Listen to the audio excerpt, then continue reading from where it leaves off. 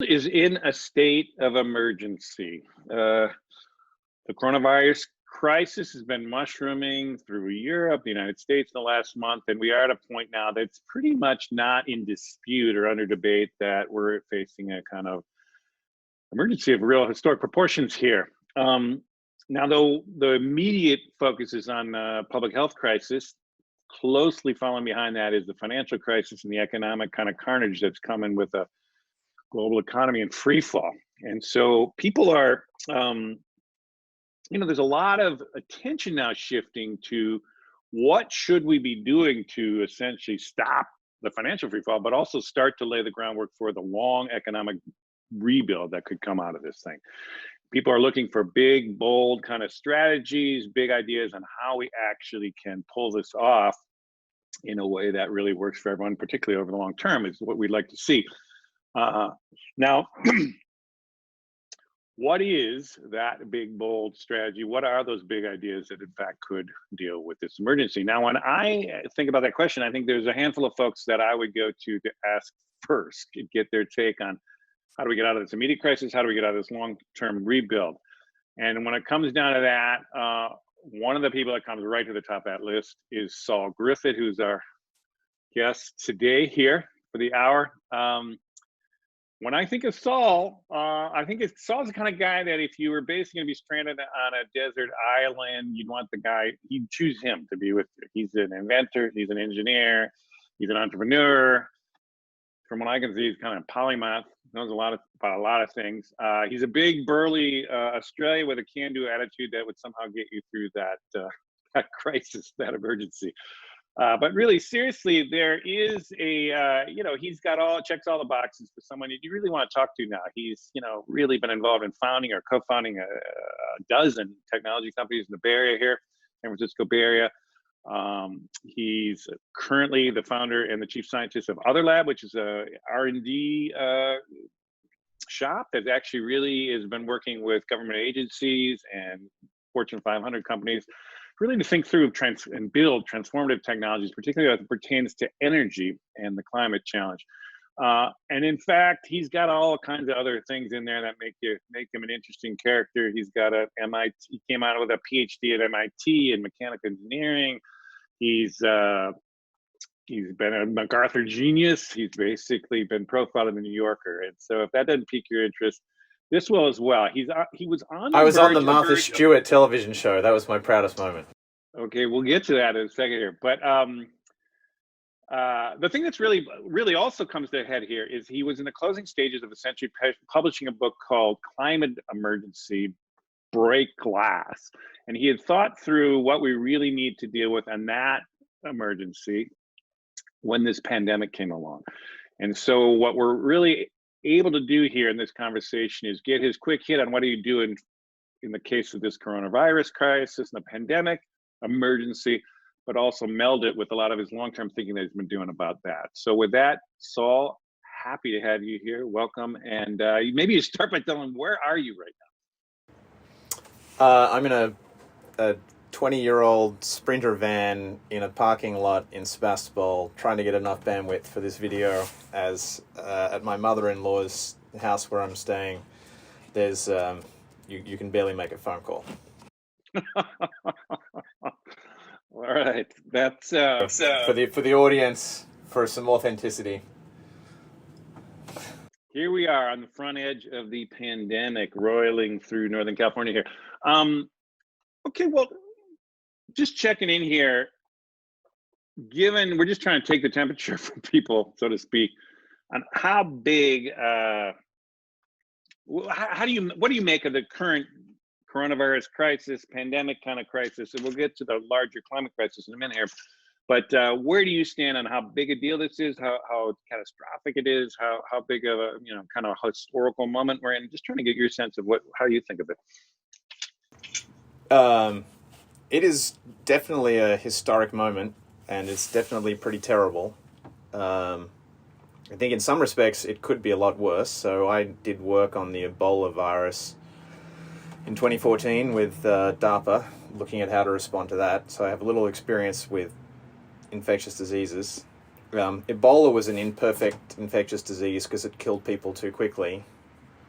And this is sort of an imperfect disease in that it doesn't quite kill enough people. So it's terrible and it's horrible. But on this, on a scale of 0 to 10 of infectious diseases, it's not quite the Black Plague, in which case it would be obvious what we should do. And so it's just in this, it's maybe a 4 out of 10 of the horrible infectious diseases that could strike, which is, Ebola is only a 2 out of 10. So in some respects, I feel like, as with Ebola, this is a little bit of a warm-up. It should be a warm-up for preparing ourselves for worse pandemics. That says it doesn't mean we don't take this one as seriously as you can. I think this deserves all the seriousness that the world is throwing at it and more. But what it really does highlight is that pandemics are something that are very difficult to respond to in real time, and you're rewarded for preparation and penalized for lack of preparation. Okay, well, we're going to build off that idea of how to prepare for this and other things in the future here. But so when you take this kind of big picture perspective, you're kind of an engineering brain. You kind of think strategically. I've had many conversations with you in the past where you do think big picture, long term. So how when you approach this problem, how do you kind of package it in your mind? Is there a way that you think of, okay, immediately we got to start doing this we got to do next, or we can't worry about that, we got to think about this, and any kind of just basic way that you kind of think about this that would be helpful for others to kind of start thinking in that bigger picture, broader way of what are we up against? In the last 3 weeks, hundreds of people I know have asked me how they can help, what they can do. So I know a lot of engineers, a lot of extremely talented engineers in the economy, and people like engineers, and they all want to help, which is sort of a beautiful condition, almost pathology of engineering types. What do I need to invent? How can I make ventilators? How can I make PPE, etc., etc., etc. But so I think that desire to help and dig in and work on it is fantastic and should be encouraged to an extent, but it should be tempered with the reality that healthcare is based on protocols for really good reasons. We train doctors to do things in certain ways, and we have protocols in hospitals to work certain ways. And even in this horrible emergency, we're only going to do so much triage work, where what we really should be doing is deploying technologies and procedures and protocols that have been rehearsed and practiced before the emergency. It's like the untested drugs that we're hearing about. Do you really want to roll the dice on untested procedures that don't have FDA approval, haven't been tested, haven't had IRB tests and protocols developed? So I think there's a lot of urgency about what can I do tomorrow, and I think for most people, if you're not already in the logistics industry or in the healthcare industry, the best thing you can do is isolate. And then if you're thinking about dreaming up and inventing things, I think it's great, but be wary of distracting people who are actually busy on the front lines, and be realistic that if you're developing a technology now for this pandemic, it's more likely that it is useful for the next one, not this one. And I think we have to have the next wave, you'd say maybe in the fall, or you mean the next pandemic in 3-5 years down the road? At the earliest, in the next wave in the fall. So, there's a huge number of people who come to me with their various ventilator projects, and the reality is we're not going to deploy those in hospitals without oversight and without testing. So I've tried to point everyone I know at, and I've helped one group out of MIT actually do real testing on live pigs that the thing works, and are now trying to accelerate that through the FDA. And that seems today like a terrible waste of time, because you'd like to be putting them into hospitals today, but I think you need to be rigorous. These are machines that can damage people if you don't do it right. So I don't think we should throw rigor out with urgency. We should harness that urgency and that creativity of a crisis for the next crisis, whether that's the second wave or whether that's for a future pandemic. But I think we should temper our expectations. So I guess, having been to this rodeo before, we were actually trying to develop technologies to help in the Ebola crisis in 2014, and we developed two technologies, one for rapid rehydration and an isolation tent that would also be useful for today. And in fact, we're working right now with University of Nebraska Medical Center to try and prepare that for the second wave of this pandemic. But the reality in Ebola was that nobody wanted to go and test those untested technologies in a foreign country during a crisis, because if they failed, who wears the liability for those things? So I think we need to be, it's a crisis, everyone wants to panic, everyone wants to do something instantly, but we really need to, it is more valuable to sit back and reflect on how we prepare better for these things in the future than to busily distract people on the front lines with, hey, maybe will this work? Now, that said, I know you've interacted with, big government agencies, and it's, all the different ones you've in the past chatted about, whether it's we can go through DARPA, National Science Foundation, a bunch of them. And would you say in general, though, the procedures there could use some speeding up and some reform and some kind of changes, or do you feel that they're pretty much reasonable and that they're actually trustable, and that we should just be patient and go through this process? I'm just thinking, in an emergency like this, is this a time to kind of reinvent some of those processes and get stuff moving faster? Any thoughts on that? Because I know you have dealt a lot on both private sector and the public sector side, a little bit on that. I think that our public sector institutions are better than most people appreciate. Most of the public sector institutions that I deal with are long-term research-focused organizations: National Institute of Health, National Science Foundation, DARPA, Department of Energy. And they think about things that are 5 or 10 years out, and we try to create technologies for future problems, or technologies that create more options for society. In an emergency like this, it's the FEMA-type organizations that, are really being hammered. But again, it's preparation and organization and logistics that those organizations need and need to be improved. And we can look at every single emergency as an opportunity to learn and improve for the next one. But so I think the all of the agencies are actually now running rapid programs to try and they're going to try and do two things hit two birds with the same stone. They're trying to run rapid response research programs for what can you do for this pandemic. So NASA and the Army and the Air Force have all issued, among other agencies, have all issued COVID response proposal programs in the last few weeks, where they are basically asking, if you know how to do anything to help, please apply. So there's a lot of people applying for money, including us, to work on things under those programs. But again, it's the longer term work. So, ironically, because we did this work on Ebola in 2014, the interest in solving pandemics sadly passed once that was largely addressed in 2015. So most of the money went away for follow-through work. But in mid-2019, we were approached to reprise that work to deal with a theoretical pandemic. And we started that work in December, and then coronavirus emerged in January, and all of a sudden our 18-month project to try and work slowly towards solutions and isolation units that would protect frontline healthcare workers was no longer a theoretical preparation for a future, but it was like, how can you bring that 18 months forward and do all of that work in 18 days? And did you do something like that, or what finish that story? Where are you in that?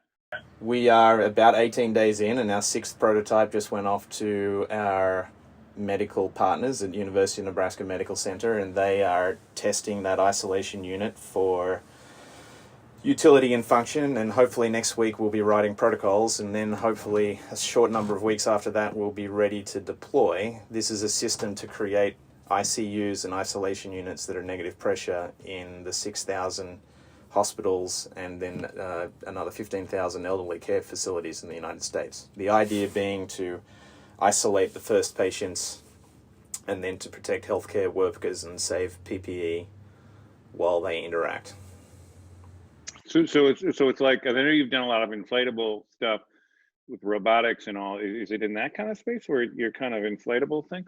This is not a hugely complicated thing. You shouldn't really imagine much more than a tent with a couple of rooms in it that is sealed, has the appropriate airflow, is negative pressure so that nothing can escape. Everything goes through a HEPA filter, a very high quality HEPA filter, to eliminate the virus.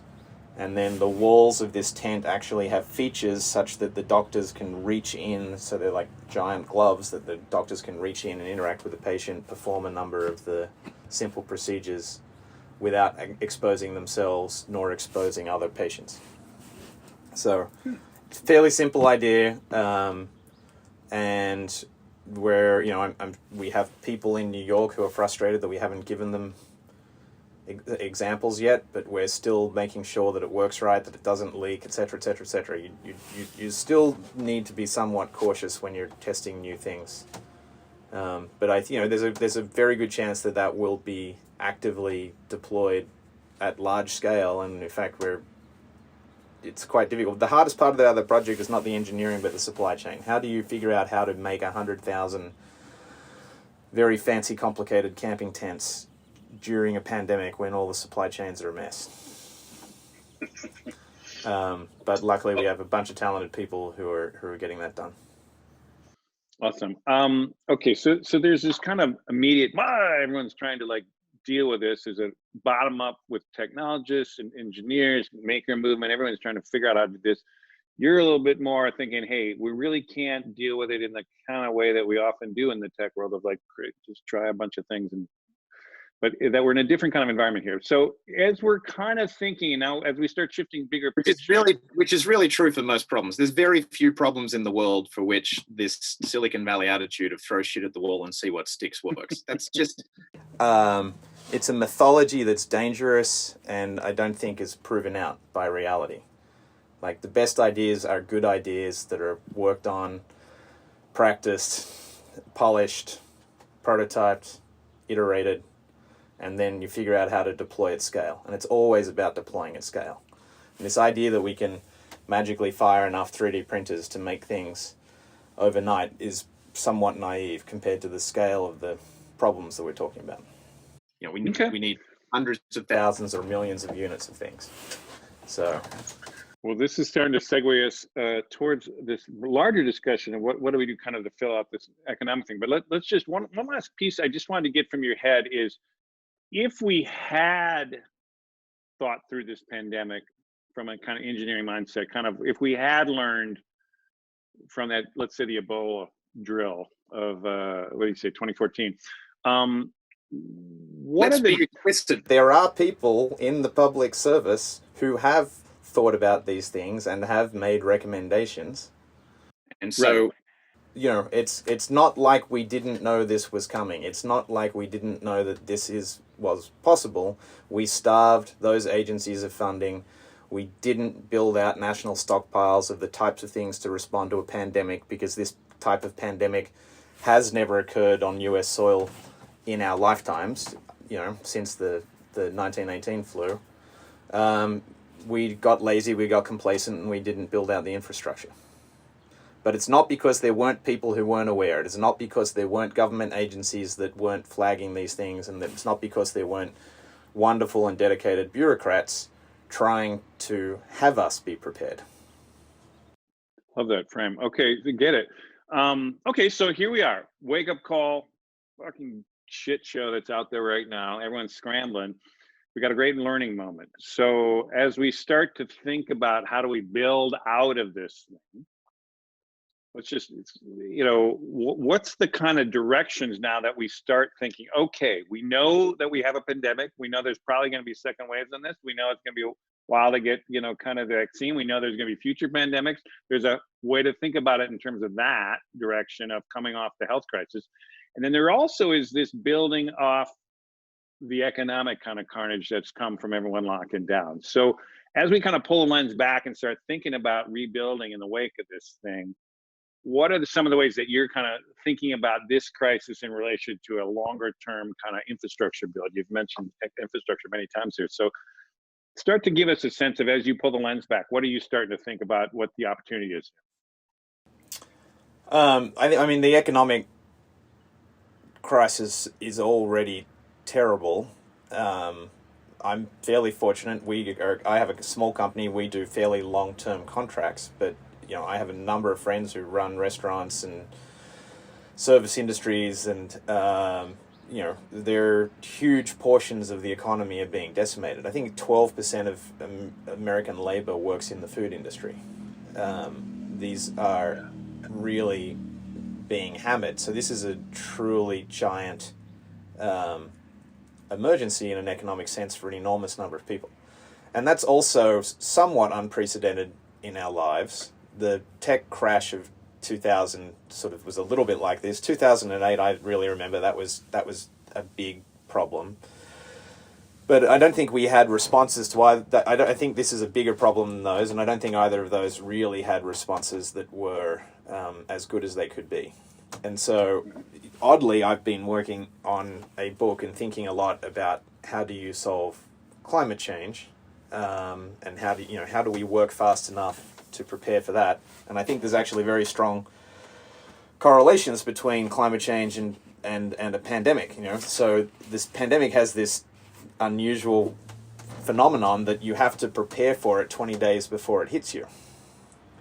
And we're very bad at preparing for things that are a little bit in the future. So everyone feels like you've shut down your economy or your city too early.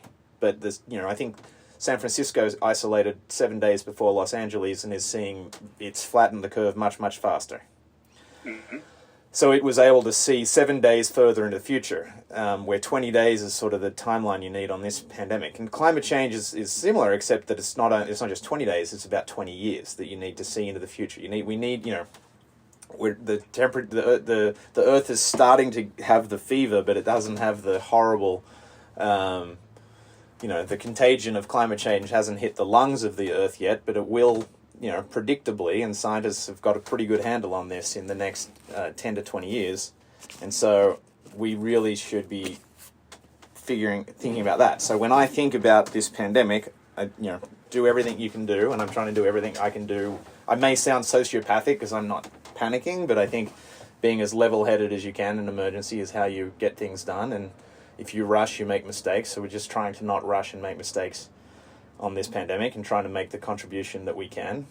Recognizing, again, the real contribution is helping first responders and helping frontline healthcare workers, and anything else you can dream up is sort of a feel-good fantasy for engineers.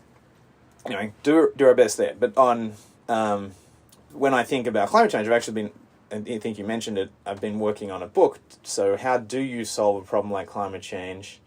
What does it cost? What are the historical analogs? And interestingly, when I was framing that whole conversation and book, I looked at the history of America solving giant emergencies of the 20th century. And America did an astounding job at a whole host of problems in the 20th century. Some of them, like the Great Depression, World War II, Arsenal of Democracy, the space race, creation of the national parks because we've started to identify that we were destroying species, the civil rights movement. America dealt with a whole host of different types of emergencies in a really interesting way. And so when I'm thinking about this emergency, not only the immediate one, but the long-term economic one, I'm trying to think about those prior emergencies and what did we create in terms of a toolkit for dealing with giant emergencies out of those sets of lessons. And I think one that can immediately come to mind is the Great Depression. So huge numbers of people, more than 25% of 22% of people were unemployed. A huge number of those people were in the construction industry, and the problem fell on Roosevelt. How do you create enough work? And I think Roosevelt is famous for inventing public works programs, infrastructure spending. So let's build roads, dams, public buildings. And so that was pretty good. But what one of the pieces that is not appreciated of the legacy of that particular Great Depression emergency was that we invented the modern mortgage. So, and this is sort of a long idea, so bear with me for a second, but because so many of people who were unemployed were in the construction industry, and a lot of people had lost their homes because up until the Great Depression, mortgages had balloon payments every 5 years, and you just renegotiated. So when the Depression hit, no one could afford their balloon payment, and that's why so many people lost their homes. In the 1920s, Alfred P. Sloan had invented financing for cars. Henry Ford wouldn't let you buy a Ford until you'd paid full, and then you'd pay in advance, and then once you'd paid the last payment, then you go get your car. Sloan was running GM, and he invented financing, and that's where we learned how to do installment financing for high ticket items.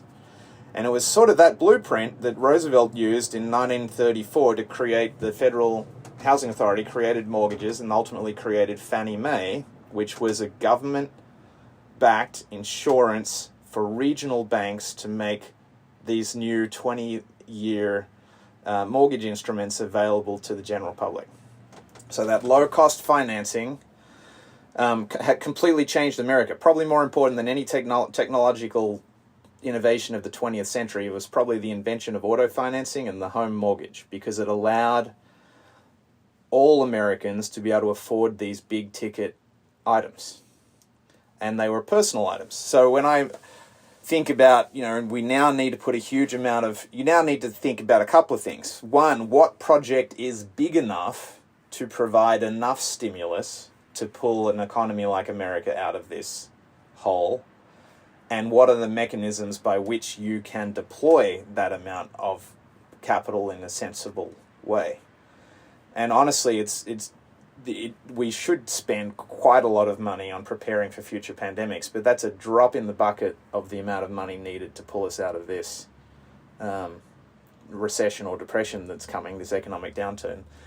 And the only real problem large enough, or the opportunity, let's not call it a problem, the opportunity is America could turn on a dial here and decide, well, this is an opportunity to fix climate change and address climate change for real. And then how do you do that? Well, and to tie this back to infrastructure, I think, our very definitions and ideas about infrastructure are defined by that 20th century idea of infrastructure is dams, it's roadways, it's transmission lines, it's big concrete things. But I think that infrastructure, that view of infrastructure doesn't serve us well when we think about solving climate change. So if I take you, Peter, sitting there in your house, you see you've got all of the modern luxuries, you've got lights, you probably have heating systems in that house, you've got a giant energy-sucking TV on the wall behind you. But I got solar on the roof and a battery on the side of my house, and various things. Well, okay, so you're going to be a perfect example for the case. But a huge amount of the we always thought about energy infrastructure, particularly just as the supply side, so the generation facilities, etc. But in the clean energy world that we're really moving into, we should really think about the demand side, so that's where the energy used, just as much as we should think about the supply side. And there's an enormous opportunity. You could decarbonize the average American home pretty quickly, putting 10 to 15 kilowatts of solar on their roof, converting the thermal systems from natural gas to electric heat pump, electrifying the vehicles in the driveway. And think about that, when you think about that as infrastructure, many of those things are storage opportunities for energy. So a lot of people are concerned that we can't go heavy on wind and solar because they're not quote-unquote reliable, they're variable. But we can solve that with batteries, and the batteries inside your car and the thermal system in your house can also be a battery. These things are huge grid-scale batteries if we think of the 120 million homes as a collective, and that is our infrastructure.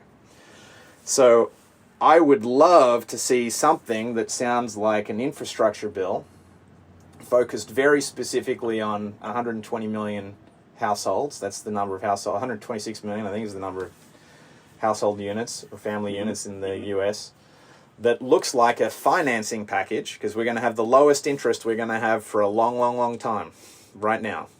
So let's lock in a long-term, very, very low interest rate where we do a grand bargain with the householder. We'll loan you this money at these extraordinary rates, and you will be able to use that money to purchase the electric vehicles, purchase the solar cells, purchase the heat pumps, purchase the thermal batteries and the chemical batteries to balance it all. And as long as you allow us to share those resources with the rest of our infrastructure, so that I can use, Peter, your home as a battery when I'm producing too much power, and you can use mine as a battery when you're producing too much power. If we do that, we have a very reasonable way for America in, much sooner than most of the Paris commitments to actually decarbonize, and you can actually make it work out. If you run these numbers and you get creative about how we change the regulations that today artificially increase the price of clean energy, there's every opportunity that not only is this a good stimulus package, but it probably saves every American household $1,000 to $2,000 a year in perpetuity afterwards. For lower energy costs, basically. Lower energy costs, because not only do we lower your energy costs, but if we finance it against a mortgage, which is the lowest interest, the largest capital pool in the modern world is at the lowest interest rate is the American mortgage market. So if we could build out a piece of a financial instrument like that, we'll have this incredibly low interest rate, and that, if you have to finance your solar cells in your cars at 8%, it doubles the cost over 10 years, right? If you finance it at 3%, we're on the money. So we build out these financial instruments for the select set of pieces of infrastructure for the 21st century, and it will, if you look at the energy costs into the future, it'll be the payments on those energy costs, because the nice thing about renewables, you buy it up front and then you got free energy into the future, whereas that will beat buying fossil fuels for the next 20 years to the tune of $1,000 or $2,000 a year. Well, now, and also just to clarify that too, for those, because I've having read the book, which is really very compelling, you're not saying the federal government or even any government has to necessarily outlay that money and give it to anyone. You're just saying essentially private capital, banks and anybody else, could actually finance that as long as there was some kind of federal backstop. So it's not, just to be clear to people, you're not, because a lot of times people think, oh, the money is so huge, and that's one thing that really scares people about that. But what you're kind of saying is, no, you're saying it's really a private sector kind of initiate. I mean, it'd be essentially backstopped by the Fed, but it would essentially be private money financing this infrastructure build up. Is that correct? Yeah, I mean, it's the perfect public-private partnership, and America invented this pretty much and pioneered it through the 20th century, and it's I read an interesting book that built the argument that America beat Russia in the Cold War because America had these private financing and private ownership methods that made all of the homes wealthy, and therefore it had a large enough tax base to kick Russia's butt in the Cold War. That's interesting. And so, I think it also goes to the question, what is money? Money is your confidence in being able to repay debt in the future in some respects. There's a wonderful book by David Graeber called Debt, A 5,000-Year History, which sort of gets towards that. But if we have the confidence to loan ourselves the money, there's no reason not to. And what better reason to loan yourself the money? So if we loan ourselves this money, we will have a reasonable planet to live on in 20 years. If we don't, we're screwed. And in terms of just, I know it's a big idea, so there's a lot of pieces to this, but it was an awful lot of fire hose that I just threw at you. No, it's good. So I'm just parsing it out a little bit, just so to kind of make people hear it differently too. So it's a jobs program. I mean, so all the levels you were talking about infrastructure, devoid kind of the jobs per se, but yeah, talk about the back to work side of it, which is really where I think putting money in the hands of workers is half the battle too, as well as building the infrastructure for these homes and stuff. Yeah, I mean, let's talk about back to work and jobs, and you can only make so many jobs in Silicon Valley. Let's talk about real jobs, not Silicon Valley jobs, and totally jobs. And it's things like the construction industry and the appliance industry. So think about it's easy to offshore, software service jobs and some manufacturing jobs, but it's hard to offshore jobs that touch people's homes. So if we think about our homes and our car parks and our commercial buildings as our infrastructure, and we're doing solar energy retrofits on them, and we're doing electric HVAC system retrofits on them. These are jobs that are in every zip code in the country. It creates jobs. You got to think about job creation mechanisms that are everywhere, not concentrated. I like it. And this is 50% of solar installations done today are done by companies that have 3 trucks. That's mom and pop. Service industry. Same with HVAC. So that is how you put people back to work in every single zip code. It's with an infrastructure project that touches every rooftop. And these are the kind of jobs too that you don't need master's degrees and all this education. I mean, these are like, they're good jobs, but they're doable jobs that people can learn relatively quickly, right? I mean, it's a kind of a they're trades. People get good at trades by doing it over and over and over again. I'm always astonished. Yeah, I have a PhD, but I am from MIT. But I was reminded this morning how when I try to do Finnish carpentry, it looks terrible. And I think there's a huge amount of pride that tradespeople appropriately have in doing that kind of work and doing a good job when they do your drywall and making sure that they didn't leave hanging wires when they finish the solar on the roof, etc., etc. These are jobs that you can have real pride in because they're very visible. The results are visible. It's craftsmanship that is on display for everyone. So, not only is there a huge number of jobs, and I think most of these Green New Deals even underestimate the number of jobs that occur because they've never really thought about, well, what does a climate change solution look like from the kitchen table outwards? So what do you have to change in every home for us to solve the problem? And it turns out it's a lot of things that we see and do every day. And so you start to see that this is a 20-30 million job program if we do this over 10 years, which should be our ambition. The timeline of ambition should be to do the majority of this in 10 years. That's how we hit a climate target between 1.5 and 2 degrees. At this point, to do better than 2 degrees, we basically need nearly perfect execution. That means nearly every car purchased from today onwards needs to be electric. You can never buy a machine again that runs on fossil fuels. So we need at the next time you have to retrofit the furnace in your home, it needs to be an electric heat pump. And the next time 85% of rooftops in America are asphalt on shingle. They get replaced every 15 years. Every time somebody goes to replace their asphalt shingle rooftop, that they should be putting solar on there at the same time, etc., etc. We need 100% adoption starting today, and that's how we get that's how we get the best climate outcome we get, and the best we can do at this point is north of 1.5 degrees Celsius and a little bit under 2. So there's the lens through climate change, which you were bringing up there, and people have been talking about this for a long time, but now we've got this. Wait!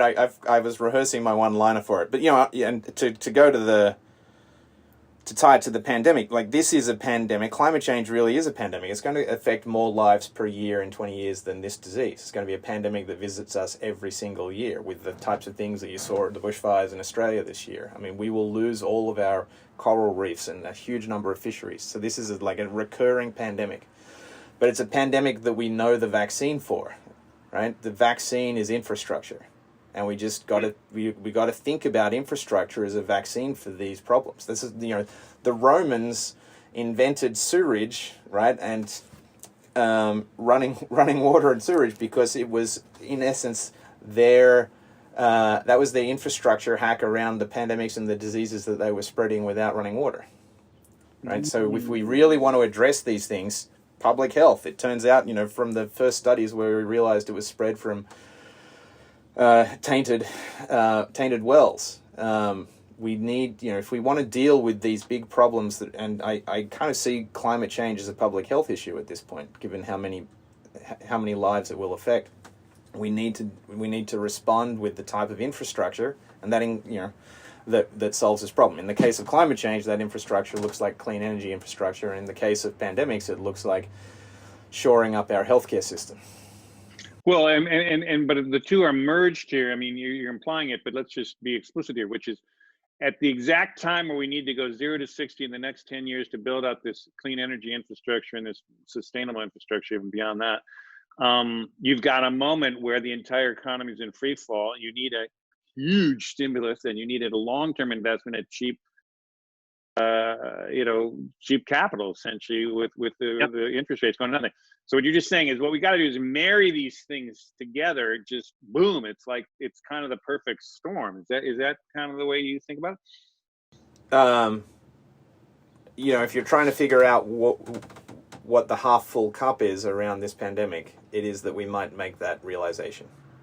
It really, I really believe this is the only infrastructure project large enough for the world to sink its teeth into to repair the economies, and we are already too late. So there's no reason not to begin immediately. So a lot of people talk about shovel-ready, like when you have a kind of crash in the market and everything, it's, we need shovel-ready projects and stuff like this. What you're kind of saying is, we know how to do this. We know what the playbook is. We know what the technologies are. We know how to solve this thing. It's about as shovel-ready as you get, right? It's not just thinking, oh gosh, wouldn't it be cool if we could do something? I think if you wanted to use, so the arsenal of democracy is what the response to World War II was called, meaning it, and Roosevelt, roughly the cartoon version of history is the French were beaten back at Dunkirk, and the British had to retreat. Churchill, in a panic, called Roosevelt and said, colloquially, we're fucked, and if you don't send us some help, you're going to be fucked too, because he implied that Hitler would take the British Navy and then come after America. Roosevelt was pretty wise to what was going on and realized that it was a war that was going to be won with machines, the first modern war, where it depended on your supply chain. So how many tanks could you produce, how many aircraft could you produce, how many jeeps could you produce, and how many guns and bullets? And Hitler had an enormous head start. I think at the beginning of World War II, America had about 1,100 airplanes, and most of them were trainers and gliders. And they needed to have bombers. I think there were 6 bombers or something at the beginning of World War II, and none of them were the right type. So in a zero to hero, he called upon Detroit and America's manufacturing mind, said, I need airplanes, here's a short list of what I need. It's airplanes, it's tanks, it's guns, it's bullets, it's jeeps, and it's Liberty ships, so that we can have the supply chain, like literally have to build the boats to get these things to the warfront. And heroic things were done by industry to produce enough aircraft in time. Things like Willow Run, that was built. Ford initially resisted, but ultimately came to help and built Willow Run to build the Liberty bombers. They were, by the end of the war, we'd built 330,000 aircraft. So the ramp up was extreme. When the American Army was the quote was amazing. When the American Army was doing training sessions in 1939, they were using ice cream trucks and wooden brooms. Ice cream trucks were pretend tanks, and they were using wooden broomsticks because they didn't even have enough guns to do training with. So we are more prepared for the war on climate change than we were for World War II. In that we already have, solar is being produced around the world, including in America, at a price that we can get it. The expensive component about solar in America on your rooftop is regulatory. It's not technological. In Australia, you can buy solar on your rooftop for about $1.20 a watt. In America, it's $3, and it's quite honestly, that's a red tape problem. The electric vehicle industry isn't at scale yet, but Tesla and General Motors have done a good job and are on track. BMW and Volkswagen are turning their game around pretty quickly. They could, in 5 or 6 years, analogous to World War II, we could ramp up sufficiently. I think of the components, if you think about rooftop solar, industrial solar and industrial wind, electric vehicles, and heat pumps are sort of the recipe. Probably wind turbines and electric vehicles are the furthest along. but they still need, doublings and doublings again of the scale of production in order to hit the timelines and the rollout that we need. Well, one thing, if I recall, it's not Like none of the components exist here, right? We had to invent the bombers for World War II, and we had to design and invent the Liberty ships. But in this case, pretty much everything we need, the recipe is there, and then the industries have begun. We just need to double down and commit. well, so a lot of people outside of this conversation are also saying, "Hey, we're back into." In fact, I've heard people say we're in worse than the Great Depression. We might have higher levels of unemployment, shorter time, dramatically overnight. And a lot of people are talking about, and you're talking about the mobilization is comparable to kind of a war mobilization. Now, if I recall from your book, you said something like, based on the percentage of GDP, comparing what it took to get through World War II, comparing to what it would be today. If I recall, do you remember? Can you, off the top of your head, remember what that was? But I was quite astounded of how. Yeah, the like number 40 trillion or something today would be $40 trillion of investment over the course of 4 or 5 years or something. So the American GDP today is 20 trillion. Mm-hmm.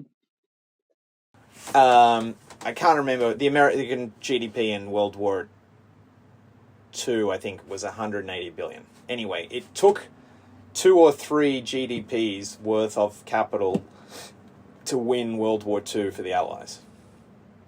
If you did some gross estimate using 2019 prices for solar cells and wind turbines and electric vehicles, and for electric heat pumps, you need about 1.5 American GDPs spent over 10 to 15 years. So in some respects, this is a cheaper project than World War II. On the jobs, I think it's really interesting. So, and I think this is, I just wish for America to get over its left-right divides. There's good ideas from the left and there's good ideas from the right, and let's deploy all of the tools in the kit. So we celebrate Roosevelt and what he did for the Great Depression as this great triumph of creating jobs, but it didn't really create that many jobs. We had 22% unemployment at the height of the Great Depression, and these public works programs were working out, but it had only reduced it to maybe 15 or 12% unemployment. The great driver of solving unemployment in America was World War II. So we shipped off. The unemployment dropped to 1%. It was so low that they were, quite honestly, that's why women entered the American workforce for the first time in great numbers. African Americans for the first time joined the formal workforce in America in great numbers from World War II. And it was an incredible jobs machine, and then we redeployed those industries when everyone came home from World War II, and we built, that was the great suburban build-out of America. And so American industry got these huge handouts of investment capital, or bankrolled in various public-private partnerships through World War II, and they were able to use all of those investments and the tooling for World War II to then go and build the plethora of products that created the American dream post-World War II. So you could very much imagine a similar renewal. The best of all worlds is that we use the sort of liberal-leaning hero narrative of infrastructure spending for the Great Depression, but we use a little bit of the right. So the public-private partnership, American industry doing what it knows how to do best, ramping up and scaling production, entrepreneurial. That was the narrative behind World War II. It was an interesting mechanism. And the Cold War, I would add the Cold War and too. the Cold War. The government had this interesting mechanism. It was known as cost. The cost plus contract was invented for World War II. The government basically said, if you can make me any of these wartime materials, I will give your company all of your costs and a 7% profit. And so then all of American industry was motivated by a profit motive to go and perform. And it was hugely successful. It became known as patriotism plus 7%. So it was ridiculed by the Roosevelt left, but it worked. So, you would love, as an American healing moment, to take the best of both of those ideas and apply it to an American infrastructure around America First on climate change, where it creates jobs in every zip codes and saves every family money. I mean, the fairy tale writes itself. We just need, honestly, it's about seeing past ideological divides. Which is interesting. I mean, I guess if this crisis is shaking up a lot of things, it may well shake that one up as well. There is a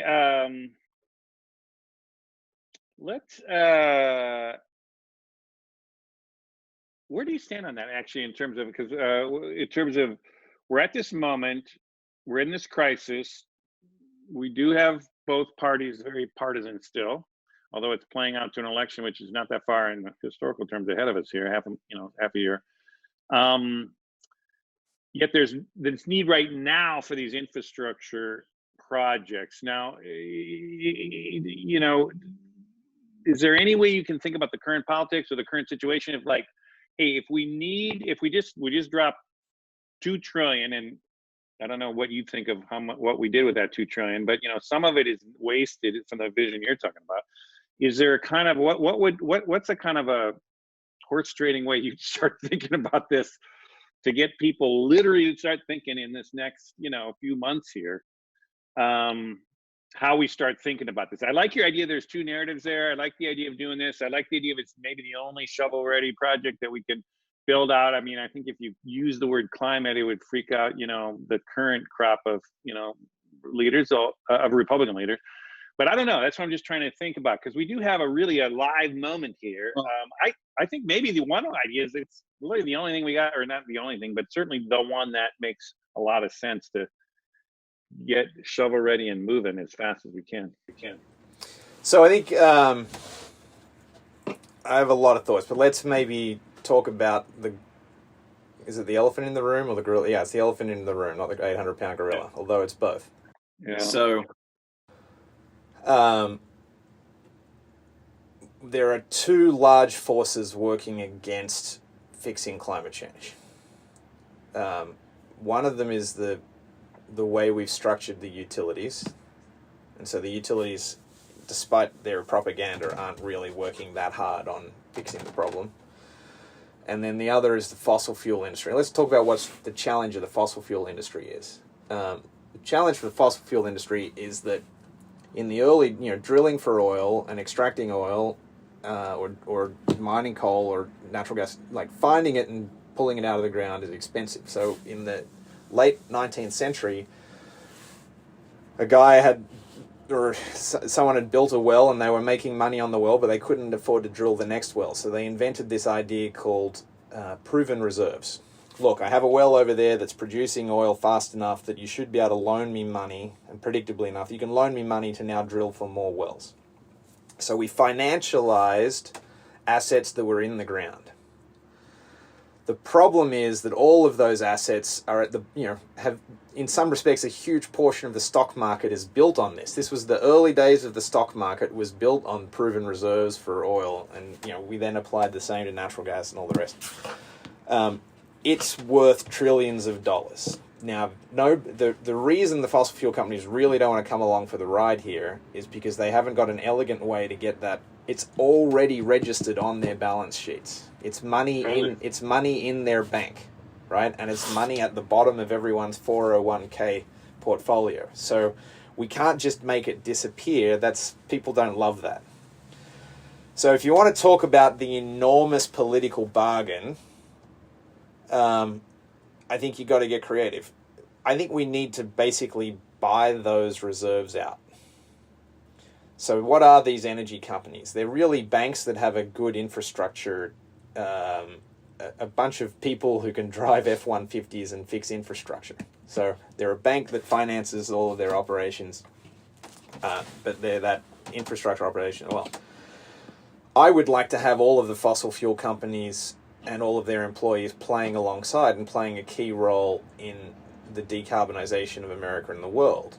But it's very difficult to get them to a place where they can do that. So how about the US government purchases from them their proven reserves? You don't have to purchase it necessarily at the entire value. You just purchase it at the marginal profitability, right? So, oil might be $44 a barrel, but it's very, very hard for any American oil company to get it out of the ground for any less than 20 and refined and ready for sale for anything less than about $25 a barrel. So you don't just buy them out for their marginal profitability, under the condition that they then only use those as investments in the clean energy future, right? So this is the grand bargain. They get an unfair advantage of having lots of capital to go into the future. Do we really care if they have an unfair advantage?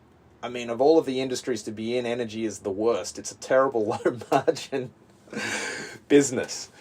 So I don't really mind who ends up at, running that, as long as they're running the right type of clean energy business. So maybe in the brainstorming the crazy political bargain, let's figure out how to buy them out so that they have that create the liquidity for them to then invest in these solutions. Because really running an oil company or running a natural gas company is not terribly difficult to running a solar or a wind company. Huge upfront investments and risk and a lot of analysis on where you're going to do it, and et cetera, et cetera, et cetera. But once you've dug the well or once you've installed the wind turbine, it's a pretty low-key turn the crank kind of operation. So they can do it as well as anyone else. Why don't we figure out how to get that barrier out of the way? And I think the problem with most of the descriptions, I think most people who want to solve climate change want a little bit of revenge served on the side. So they'd like those companies and all those people to do badly because it was their fault. But I think that's disingenuous. Those people gave us an incredible lifestyle through the last 100 years. So why don't we instead say thank you and give them a gold watch and a head start with capital into the future? Maybe that's the grand political bargain. And then for the utilities, I think we've got to recognize that we own them. The real problem is that the utilities are threatened by distributed energy. So they're threatened a little bit by the idea that you have solar on your roof, etc. But this is enormously small-minded of them.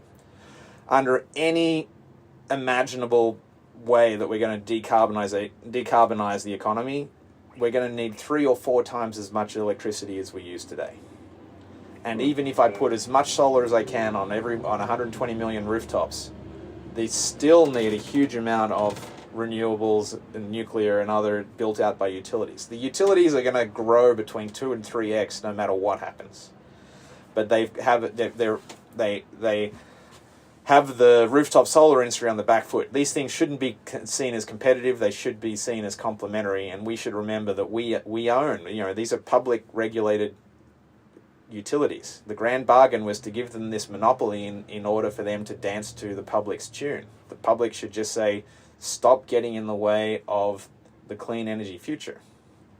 And so we need to hold the utilities. So we need to figure out how to solve those two grand political bargains. One of them, I think, is a buyout, and the other one is a little bit of a political uprising.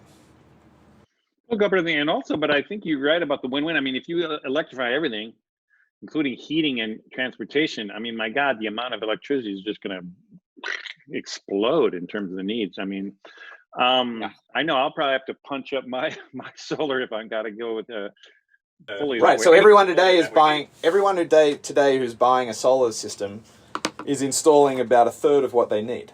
Yeah, because we've created rules and incentives to basically make you put in about as much solar that will produce about as much energy as your average electrical load in your house. Yeah. But if we're going to take the natural gas out of your house and replace it with electric heat, and if we're going to take your gasoline cars and replace it with electric cars, you're going to triple the amount of energy we need to put through your house. So we're underbuilding our solar on our rooftops. We could have a level of ambition here that would truly save the American economy.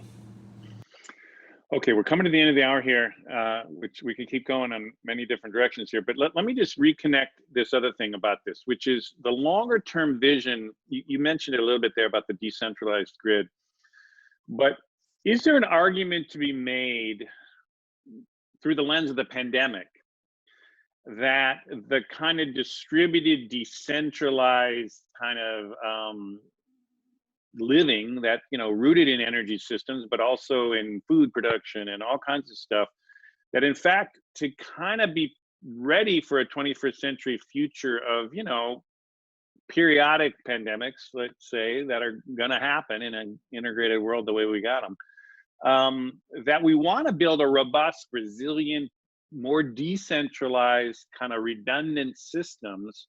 So we're not in this kind of thing where we're all waiting for the masks to come out of China and the kind of oil to come from the Middle East and all this other stuff. I mean, it feels to me like there's a kind of conceptual framing of this that gets everyone aligning, like, hey, this wake-up call of this pandemic is initiating an infrastructure bill that, yes, solves climate change, but also makes a kind of decentralized, robust, resilient world that we're going to need for the pandemic as well, or for the kind of world that we're going to be facing in the coming decades. Is that kind of a coherent way to be talking about this, or how do you think about that? Am I allowed to buy guns with that plan? And that's a joking way of saying that's not really. It's not really very coherent. Okay, right, say more. That's taking the wrong lesson from this pandemic. That's the prepper lesson, right? That's the I'll buy more toilet paper than you lesson. It's almost you've got some bits right. For sure, we learned in the late 20th century that building a distributed system that's scalable, that's democratic, like the internet, is a great way to build an incredibly robust system very quickly. And it's also because you can buy it in increments that are small and build it out in increments that's small, you can make this globally robust, incredible machine pretty quickly. For sure, if our electricity system and our energy system looked more like the internet, we would be in a much, much better place. So for sure, a lot more distributed energy, a lot more community-based electricity generation, a lot using your cars as batteries for the grid, using my heating system as batteries for the grid. All of those things are fantastic and will create a more robust against pandemics, robust against weather, robust against terrorism. Doesn't matter what you want to be robust about. These systems are more inherently robust than the fragile, giant utility hub and spoke model of the past. So for sure that is true. But I don't want people to stop at that thought and then forget about our interdependency upon each other. The only way we will be able to balance a grid that is that big is if we use all of each other's resources as the balancing loads and as the batteries. So if the size of the solar system you have to build goes up, the size of the battery that you need goes up enormously, enough to make the economics not work out if you would like to live the prepper fantasy that my home will be my fortress and I won't talk to the world when Armageddon comes. It's just not how it works. We are unbelievably dependent upon each other, as we are learning in this pandemic. Everyone who has children at home is realizing that teachers are an incredible piece of infrastructure. Right? Everyone is realizing that. Turns out that the guy and the gal who drive the brown truck who deliver the packages are more critical than my friend who told me he had an important job at Google X, right? Turns out food workers and the agriculture were finding out what is actually important. Or as I felt last week when I was frustrated with people wasting my time, if another fucking nerd who gets paid $250,000 a year calls me to ask me what they should do in a pandemic, I'm going to tell them, you've just found out that your job is non-fucking essential, so go bug someone else. Right? We are finding out what the real... that we are incredibly dependent upon each other in these times, more than so before, and we should have that approach to building robust systems, and we should appreciate the jobs and the infrastructure that really counts, which is our food, which is our healthcare, which is our education systems, and is our energy systems. And they will be strong and robust only if we make them more interconnected and that we lean more heavily on each other. Otherwise, it'll be more expensive. So I think that's what, what you said at the beginning sort of rhymed with the right idea, but it really doesn't appreciate enough how we all get a discount, how much stronger the system is if we actually understand our interdependencies on each other. And then we use those. I mean, the internet would be nothing if we all tried to build. It's the difference between an internet which was everyone's own house only speaking to itself and the internet where we all speak to each other. One of these will be terrible. One of these is the incredible internet that we have. Got it. No, I like that. I appreciate it. Okay, we're at the end of the here. So let's maybe sum up here, because you're kind of implying it a little bit here. I mean, no one wants to wish this pandemic or this coronavirus crisis on anybody, and obviously people dying and disrupted jobs and the whole thing. But that said, there feels like this kind of like everybody was wringing their hands about how will we ever get things to move differently? How will we ever break out of the status quo? How will we ever get people to take seriously long-term thinking or consider dependency? I mean, when you think about it, just to kind of sum up, I mean, I guess there's two things. Do you see this now as a kind of almost a blessing in disguise at some level? And two, are you confident or are you optimistic about how this might play out? Or give us maybe your thoughts on where you sit when you really sit back and look at this situation. I'm an 80-year-old father with bronchitis. There is no blessing in disguise in this situation. I have friends who have the COVID already, and I'm enormously concerned. There is no good news story here. Okay. I think all you can do is use these emergencies to prepare as best as you can for tomorrow, right? And I'm thinking the larger tomorrow, not like, can I get toilet paper tonight for tomorrow? But like, all right, if I don't want to have the pain of the concern about my parents and my wife's parents, and if I don't want to have to explain to my children in the future why we're bunkered up in a house for 2 months at a time, then we should be preparing all of these other systems and infrastructures so that society is most robust to these things into the future. And I think this is an incredible moment. And I also think, the real incredible moment here is if we are going to try to figure out how to spend our way out of this hole, is how to do that in the most sensible way and how to have calm voices prevail in the fight for those resources. And I don't think all of the money spent so far is bad. I do, I'm not sure that I would have bailed out the airlines as a first priority, but I certainly think that focusing on small business and families, and there was a fair amount of that, totally sensible. I'd like to see more emphasis on shoring up hospitals and public health care. But, if we're going to spend more and more money, let's be clever about how we do it.